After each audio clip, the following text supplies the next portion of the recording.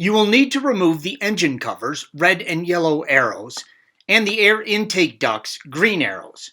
Please see our article on engine cover removal for additional assistance by following the link at the end of this video.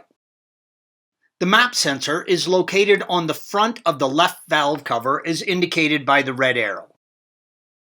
Begin by unplugging the wiring connection, red arrow.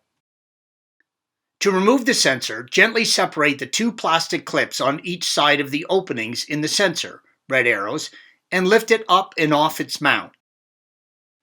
Gently separate the hose from the bottom of the sensor, red arrow. You can see how this hose is already starting to degrade and dry out, so use care when working with it, or be prepared to replace it. The hose connection on the sensor is ridged, which helps keep the hose in place, but can be easily damaging to old hoses.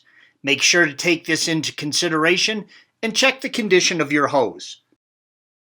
If the hose is ripped or cracked, the sensor will get a false reading and you will have a leak. Installation is the reverse of removal. Thanks for watching. Click here to view the original article along with hundreds of other DIY content for your car.